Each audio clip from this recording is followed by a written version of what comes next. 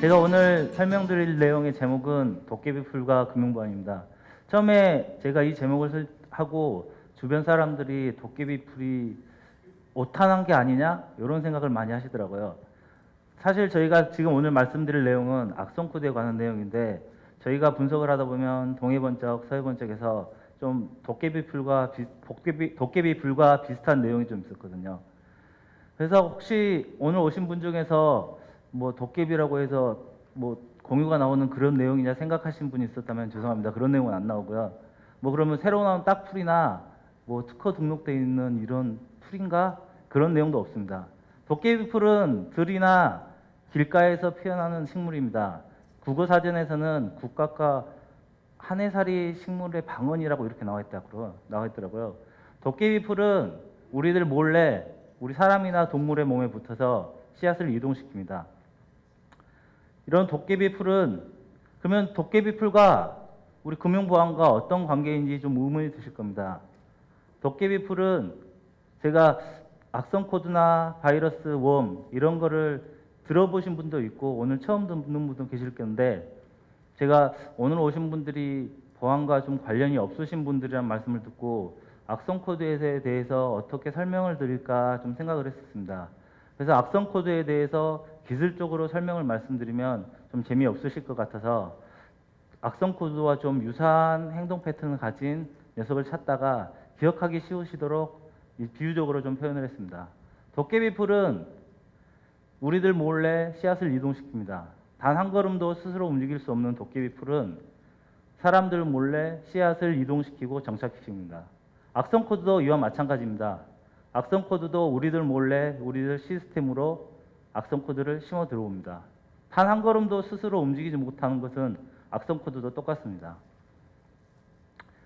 악성 코드는 절대로 스스로 감염시키러 돌아다니지 않습니다. 누군가가 감염되어 들기를 와서 기다리고 있습니다. 오늘 강연이 끝나고 악성 코드라는 단어는 기억하지 않으셔도 됩니다. 인터넷상에 도깨비 풀 같은 녀석이 있고 그런 녀석에게 피해를 당하지 않기 위해서 어떻게 해야 되는지 그것만 기억하시면 됩니다. 그러면 도깨비 풀과 금융보안과 어떤 관계이며 그런 녀석에게 피해를 당하지 않기 위해선 어떻게 해야 되는지 말씀드리도록 하겠습니다. 대부분 보안이라고 하면 귀찮고 번거롭고 그렇게 생각을 하십니다. 또 컴퓨터를 직업으로 갖지 않는 분들은 나와 관련 없는 일이야 이렇게 생각을 하십니다. 금융권에 대해서만 말씀드리겠습니다. 우리가 뱅킹의 거래를 하거나 카드 결제를 하거나 보험을 가입하거나 투자를 할 때 우리는 금융회사의 서비스만 사용합니다. 금융회사들은 전자금융이라는 명칭하에 모든 정보를 데이터화해서 보관을 하고 있습니다. 금융과 관련된 모든 정보는 데이터화되어 있습니다. 인터넷 뱅킹, 스마트폰 뱅킹, 간편 결제나 LG페이, 삼성페이 이런 거 많이 사용하시죠? 그런 애들이 전부 데이터화된 정보를 사용하고 있는 것입니다. 이런 사회에 살면서 보안과 관련되지 않는 분들이 얼마나 있으실까요? 금융회사들은 우리가 제공하는 데이터들을 지키기 위해서 많은 활동을 하고 있습니다. 외부에서 침입, 내부 직원에 대한 보안, 또 해커들의 침입에 대비하기 위해서 많은 활동을 하고 많은 노력을 하고 있습니다. 그러면서 금융정보 유출로 인한 사고를 예방하기 위해서 이상거래 탐지 시스템이라는 걸 구축하고 사용자들을 모니터링하고 있습니다. 그러면서 사용자들에게 최소한 절차를 통해서 서비스를 사용할 수 있도록 서비스를 간소화하도록 노력을 하고 있습니다. 요즘 정말 편하죠. 손가락 하나로만 있으면 로그인부터 이체까지 가능합니다. 삼성페이나 LG페이 뭐 이런 거 있으면 카드를 꺼낼 필요도 없이 뭐 이런 금융 서비스를 사용할 수 있습니다. 이런 서비스의 가장 중요한 핵심은 나를 증명하는 그 무엇인가입니다. 나를 증명하는 그 무엇을 통해서 우리는 그런 서비스를 사용을 하고 있습니다. 많은 회사들이 중요한 정보를 보관하기 위해 시스템을 구축하고 그런 시스템을 보호하기 위해 통제구역을 설정해서 그런 통제구역을 보호하고 있습니다. 이런 통제구역을 들어가기 위해서는 여러 가지 절차를 거치는데요. 저희 회사 같은 경우는 출입카드하고 지문을 통해서 그 통제구역에 들어갑니다. 얼마 전에 저희 직원이 그 출입구역을 들어가고 싶다고 해서 제가 작업을 위해서 들어간다고 해서 출입을 요청을 하라고요. 그래서 제가 너무 바빠가지고 제 출입카드를 빌려줬습니다. 하지만 출입카드만 들어가지 못하니까 지문도 빌려주라고 하더라고요. 그래서 지문도 같이 줬죠. 그랬더니 이렇게 저의 몸과 함께 그 시스템이 있는 곳으로 들어가게 됐습니다. 이렇게 새로운 인증기술, 지문이나 홍채 등 새로운 인증기술이 나오면 유출이나 도난에 의한 사고는 줄어들 수도 있습니다. 하지만 이런 새로운 인증기술이 나왔다고 해서 모든 사람들이 그런 인증기술을 사용할 수는 없습니다. 아직 여기에 계신 분도 그런 분도 있으실 수도 있는데 투지폰을 쓰시는 분도 아직 있습니다. 그리고 그런 새로운 인증기술이 탑재되지 않은 스마트폰을 사용하시는 분도 있습니다. S전자에서 나오는 스마트폰 중에서 노트 5 이상에서만 지문인식이 가능합니다. 그 말은 새로운 인증기술이 나오고 새로운 보안 인증기술이 나오도 하더라도 그 기술을 탑재하지 않은 사람들은 그런 기술을 사용할 수 없다는 말입니다. 해커들은 노리는 건 여러 가지 많이 있습니다. 영업비밀, 군사정보. 하지만 그들이 노리는 것은 뭐니 해도 돈이죠. 예전에 해커들은 금융정보가 들어있는 돈이 들어있는 은행 시스템을 많이 공격하려고 노력했습니다. 하지만 요즘은 앞에 설명드린 것처럼 많은 보안 체계로 인해서 그런 시스템을 직접 들어가기 어려워졌습니다. 그래서 해커들은 눈을 돌렸습니다. 고객, 돈의 주인, 여러분에게로 눈을 돌렸습니다. 요즘 나오는 악성 코드들은 대부분 금융회사를 노리기보다 고객을 노리고 여러분을 노리고 있습니다. 그들이 노린 건 우리가 금융 서비스를 사용할 때 내가 나임을 증명하는 것이라고 그랬죠. 내가 나임을 증명하고 그런 보안 서비스를 사용합니다. 그 말은 해커들이 어떤 계좌의 주인임을 증명할 수 있는 그 무언가를 제시할 수만 있다면 그들은 금융회사에 저장된 돈을 빼어갈 수 있다는 말입니다. 그들이 노리는 것은 지금 보시는 것 같은 아이디, 패스워드, 공인인증서 이런 것들입니다.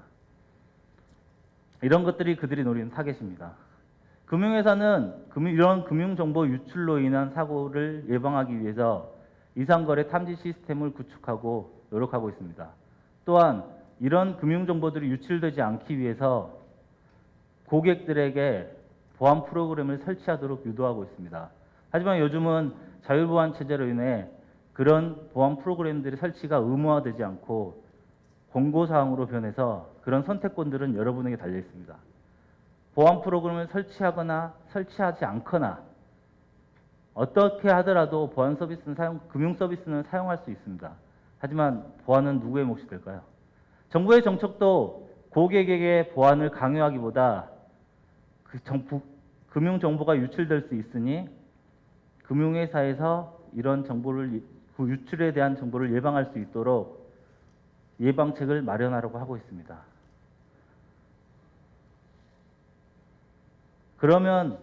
그래서 금융회사들은 새로운 공격 방법이 나오면 새로운 보안 솔루션을 설치하거나 기존의 보안 프로그램들을 업그레이드합니다. 하지만 이런 대응책이 나왔다고 해서 바로 시스템에 적용되지는 않습니다. 개발과 테스트와 적용, 이런 물리적인 시간이 필요합니다. 이런 갭의 시간에서 사고가 발생할 수 있는 구멍이 생기는 것입니다. 이때 내가 피해자가 되지 않도록 우리 스스로 노력해야 됩니다. 내가 나임을 증명하는 것. 그것을 위해서 해커들은 다양한 방법을 사용합니다. 이력서 위장, 공문서 위장, 저작권 침해 등.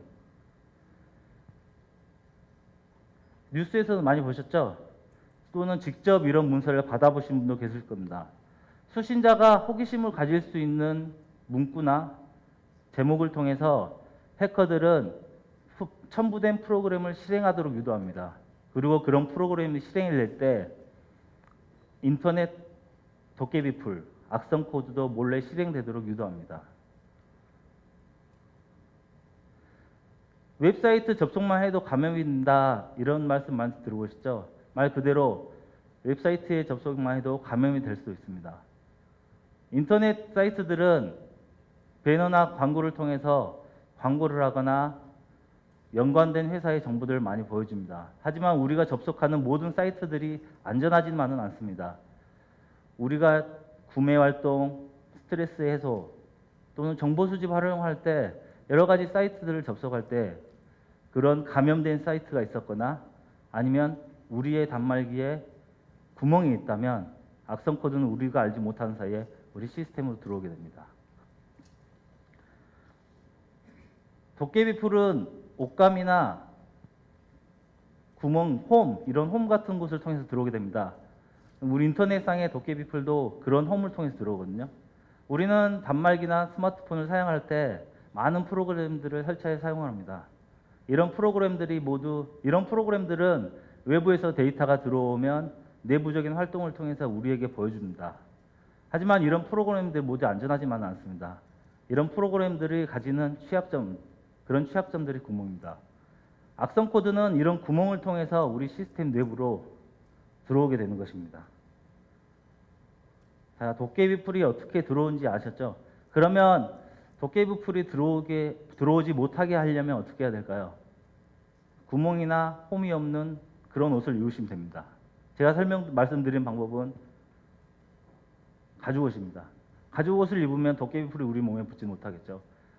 우리도 이런 이런 가죽옷을 인터넷상의 도깨비 풀이 들어오지 못하게 우리 컴퓨터에 입혀주면 좋을 텐데 그럴 수는 없습니다. 그래서 우리는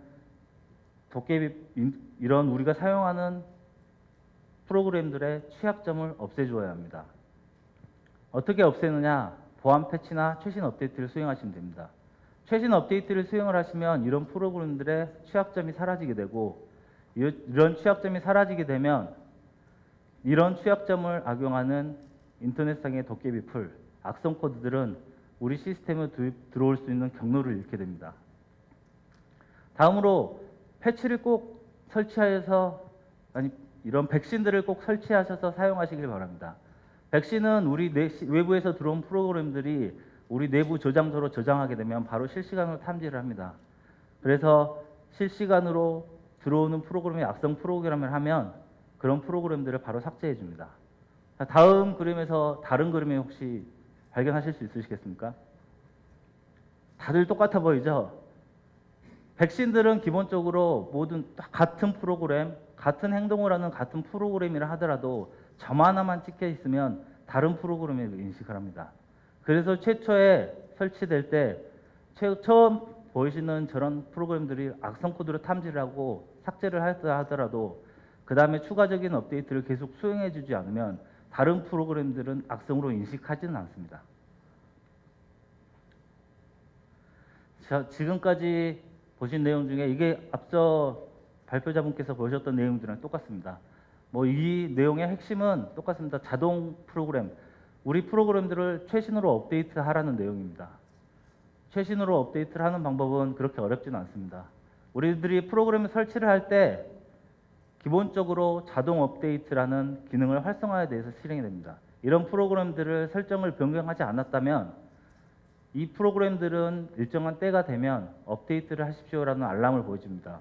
그리고 그 알람을 떴을 때 그냥 클릭해서 실행해 주시면 됩니다. 요즘 뉴스에서 많이 보시죠. 사건 사고들. 그런 시스템이 해킹당해서 수백억을 도난당했다. 랜섬웨어가 감염돼서 해커에게 돈을 주었다. 이런 기사들을 보시면 유사한 단어가 나옵니다. 지금까지 설명드린 악성 코드라는 내용의 단어입니다. 악성 코드에 감염되어서 흘러서 이런 사고가 발생하는 것입니다. 이런 사고가 발생되는 원인은 악성 코드에 감염된 단 한 대의 컴퓨터입니다. 그 단 한 대의 컴퓨터의 주인이 여러분이 되지 않으셔야 됩니다. 인터넷 나야나 사고들 많이 아실 겁니다. 인터넷 나야나라는 사고, 랜섬웨어가 감염돼서 그 랜섬웨어에 감염된 회사의 대표이사가 그 사고를 수습하면서 작성한 긴 장문을 작성했습니다. 그 사고를 수습하면서 회사의 매각까지도 고려했죠. 단 하나의 그 컴퓨터 주인이 나일 수도 있죠. 나 하나로 인해서 우리 가정의 자산이 도난당하고 나 하나로 인해서 우리 회사가 파산할 수도 있습니다. 여러분 한 분 한 분이 얼마나 소중한 존재인지 느껴지십니까? 여러분 한 분 한 분이 우리 가정을 지키고 우리 회사를 지키고 대한민국을 지키는 방패이자 안전지킴임을 명심하십시오. 이상으로 마치겠습니다. 금융보안의 박찬영이었습니다.